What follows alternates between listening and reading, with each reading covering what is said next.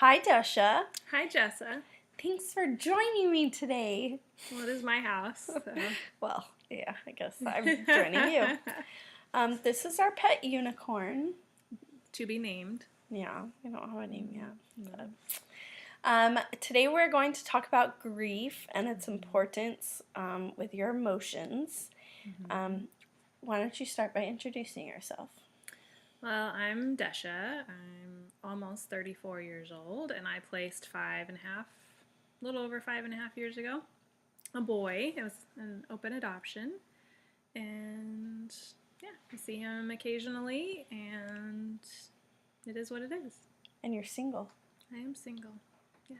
So bring out the hot brothers. Ooh, yes, the rich hot. Yes, rich. Rich is always more. With no and they children. have to like to travel spontaneously. Yes, I do a lot of that. And they have to be okay if she's late to everything. I am late to everything. Okay. What was your grief experience like after your placement or during your placement even? Well, during placement, for me, I chose that situation to be a very happy and joyful one. So there wasn't a lot of grief. There wasn't a lot of sadness. For me, it was the beginning and not the end. Okay. And afterwards, I definitely created space for myself to experience grief, because I knew that was a part of it and that it was an important process. And I didn't want that to be a part of my placement. I wanted placement to only be a happy memory and not one that was sad or full of grief. Which is funny, because I told you this actually, that when I first saw your video on YouTube, you were only laughing and smiling in your pictures, and I was like, that girl is so dumb. She doesn't even take this seriously. Yeah, well. And here we are 5 years later. What coping mechanisms did you use or do you use whenever you're grieving? What works for you? Coping mechanisms. Well, Eating ice cream? No, I don't like cold things. I did eat a lot of cookie dough until I gave up sugar on February 1st. Oh, so cookie dough. That could have been part of my coping. Now I don't feel it very often. And back then, it's hard to remember. Oh, our unicorn went to sleep. Oh, bye unicorn. Bye unicorn. I definitely worked with health practitioners of various modalities. I did a lot of mind, body, spirit work. Mm-hmm. I did a lot of emotional grounding and working with my energetic chakras and whatnot, and trying to keep things in balance. That brings up something. When I was grieving, when I was going through something recently, you introduced me to EFT, which is, what does EFT stand for? Emotional Freedom Technique. Very important to remember that. You can read more about it on eft.mercola. Is that how you say it? MERCOLA.com. Exactly. So do you want to explain a little bit about what EFT is and why you think it helps and why you think it makes a difference? Yeah, EFT is the tapping. You may have heard of that or seen it on Dr. Oz. And essentially what it is doing is replacing a negative thought with a positive affirmation. And so you can pick anything that you're struggling with and tap it out, is kind of how the phrase, the lingo. Yeah. And so it can be a very empowering thing, because you could say, even though, and fill in the blank with this negative thing, I fully and completely accept myself. And on that website, there's some videos of how you can kind of teach yourself, which is what you did. Mm-hmm. And yeah, and just get the tapping is to help bring a physical sense with the emotions, because it's all, or beating it all into your head softly. Yes, that could work too.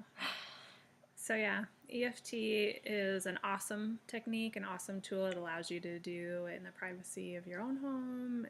You can do it with others. You can do it in public. You can do it And in like public. people don't even, they're like, oh, she has an itch on her head. Yeah, people are so wrapped up inside themselves that we rarely notice what anybody else is doing. Exactly. So yeah. So you're in school to be a doctor. Correct. You're graduating soon. I am. Yay! After 5 years. Woohoo! Woohoo!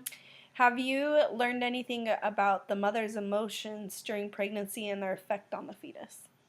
Yes, actually, we talk about, because I'm going to naturopathic medical school, we do talk a lot about emotions, which is often ignored in our conventional medical world and our society in general.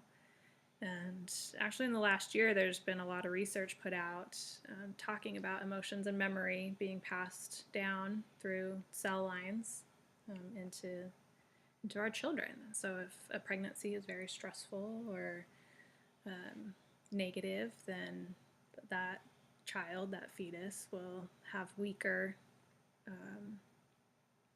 like systems, for lack of a better word, and it probably is going to resolve in a physical weakness. Like some people get sore throats all the time. Some people are more prone to headaches. Some people are more prone to GI distress, that sort of thing.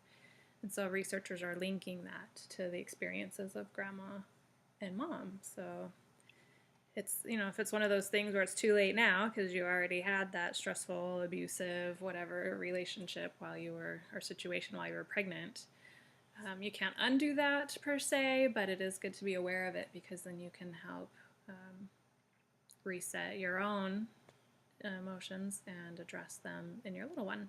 Yeah, and you know where to pinpoint it. Exactly. Where it's from. Exactly. Why is the process of grieving so important? I know, I have a friend who placed, I think 6 years ago now, and she was just talking to me about this, that her family kind of wanted her to push it all down, pretend it didn't happen, and now she's like, so now 6 years later, I'm just figuring out that I need to grieve for this. So why is it so important to go through the grieving process with things? So grieving is important because just like any other emotion we experience, we are emotional beings, we're energetic beings. And unfortunately, grieving is perceived as something very negative. So can overly happiness. We call it mania. We call it being manic.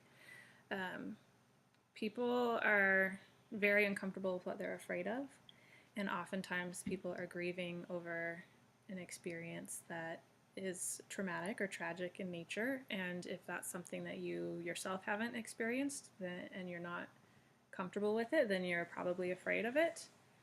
And because everyone else is afraid of it, then we're afraid of it when it happens to us. Well, I just don't understand it. Exactly. So it's important to grieve. It's important to feel whatever that experience is. And because we're beings of language, we call it grieving.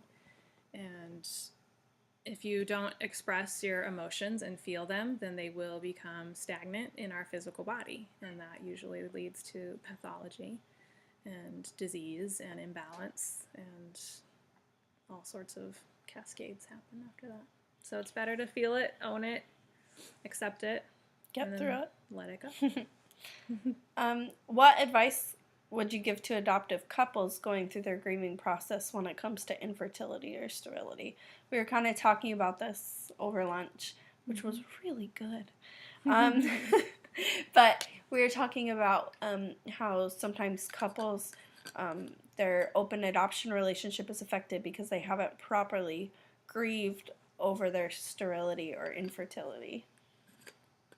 Yeah, so like you mentioned, grieving is a process, so there isn't something you can do to make those emotions or that experience go away. You actually do need to go through it. So oftentimes I meet adoptive couples who feel like the solution to their infertility is a child, and that if they have a child, then everything It's fine. that they're having It'll all be better. issues with as far as infertility will be fixed. But that's not true, because what they're experiencing emotionally with infertility has nothing to do with a physical child in their arms later down the road. So they need to go through that experience and feel those feelings, whether it's a loss of a pregnancy that they thought they would always be able to have, or maybe it's the loss of future pregnancies. Secondary infertility is definitely a real thing. Oftentimes we have expectations that reality just doesn't manifest for us, and so it's important to allow yourself that emotional experience to say goodbye to what your expectations were, so that you can be open to a new experience like adoption. Yeah, that's awesome. I think that's really important to just go through it rather than go around it. Exactly, because it doesn't matter how many times you go around it, it's always going to be there until you actually go through it. And how many people are you going to influence or affect while you're trying to run around things? Whereas if you can just keep yourself balanced and go through the things you need to go through, so that you can be emotionally and fully and physically available to those around you to help them go through their experiences as well. Yeah, I totally agree. I know just from my standpoint that I thought, once I was pregnant with Mina, I was like, oh, all the feelings of loss and grief from Josie will go away, but they don't. Mm-hmm.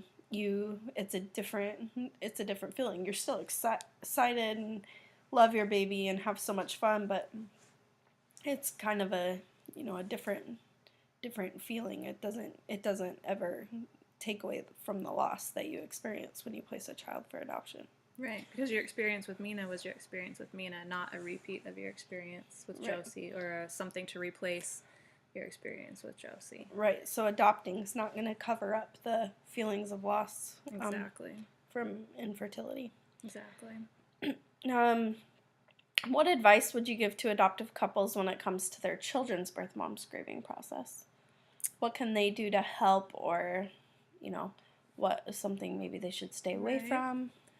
I think the best thing for adoptive couples who see their child's birth mom or birth dad grieving is to just be completely non-judgmental. We all have ideas as to how we should go through an experience, especially an emotional one, and usually that idea that we're trying to project is how we would do it for ourselves, and no two people are the same. No two people are going to experience an emotion the same. For sure. And so it's really hard. It is really, really hard to watch someone you love going through something that is causing them pain and heartbreak, and you want to jump in and fix it, and you want to wave your magic wand and make it go away for them, and you want to wrap them up in a little tiny blanket and stick them in your pocket and make it all better.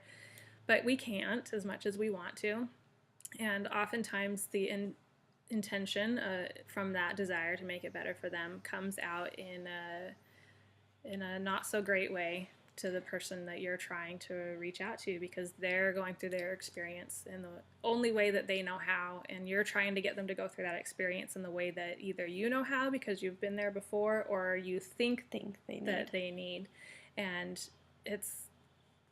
so while it's good intent, it just creates a lot more stress and heartbreak, and that's where miscommunication comes in, and that's where boundaries get overstepped, and that's where offense gets taken, and that's where all kinds of problematic cascades get started. And I've lived that, and I've seen it, and it's really hard to pull yourself away and keep that third-party perspective and just allow someone to own their experience. And it's, from an adoptive couple perspective, it's even more challenging because they're probably either lashing out or reaching out or confused about what they want from you, what they want from the child, what they want for themselves. And so it does require a lot of patience.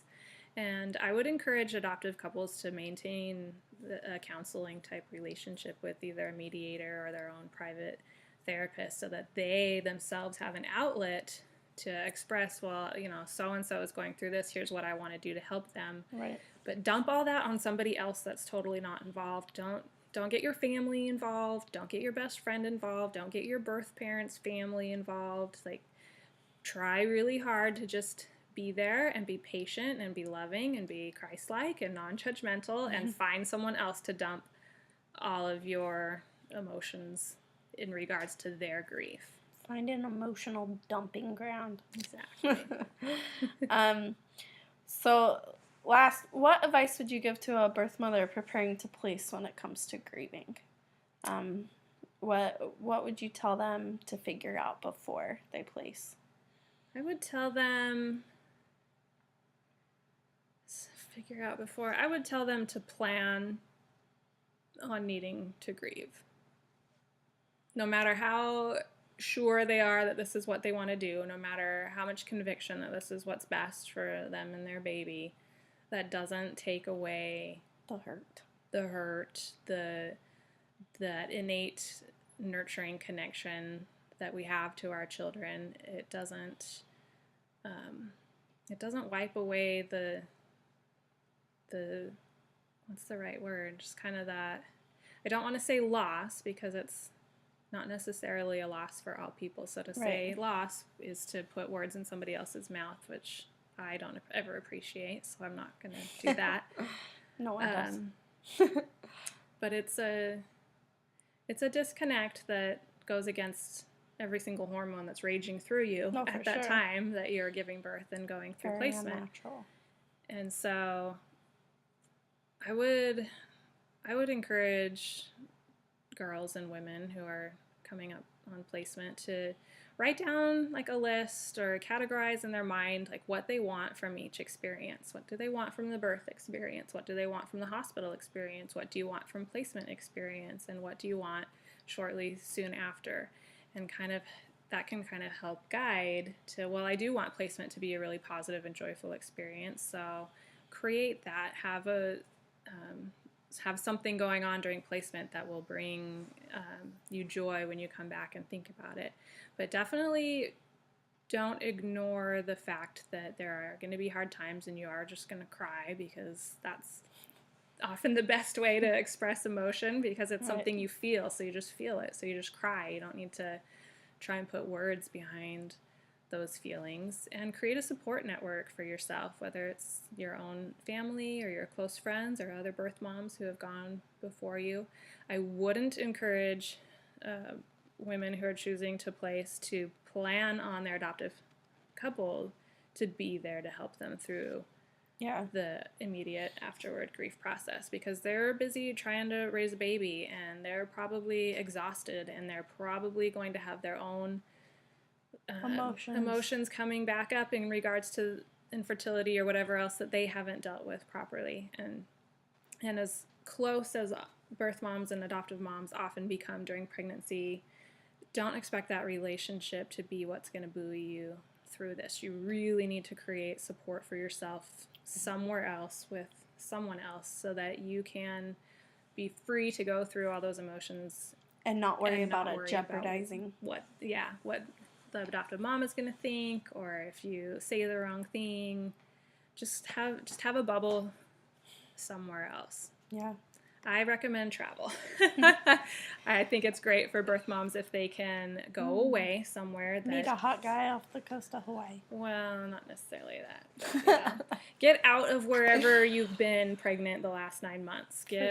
Go somewhere safe, to like a friend's house in another city. Get away where you can just zone out and do what you want and feel what you want, and not have to worry about other people nagging on you, for lack of a better word. Like, how are you doing? How are you doing? How are you doing? Well, I was fine until you kept bugging me about how I'm doing, or that sort of thing. So, yeah, I've seen the birth moms that I know, and myself included, who have been able to go away for a week or two after, have done so much better. Yeah, I can see that. Well, you're taken out of the environment and all the memories you have. Right, and you can just process. You don't have to worry about everything else that's going around you. You can just escape and process and come back a new woman with this new experience and forge forward. So starting college 3 days after you have a baby and place them for adoption is not a good idea? I wouldn't recommend it. So that's why I failed that semester. probably. I'm not gonna lie. Well, thank you for talking to me. You're welcome. And thanks for letting me come to your house. Of course, of course. And I guess we'll do another one of these next time I come here. Sounds like a plan. Okay, see ya. Bye.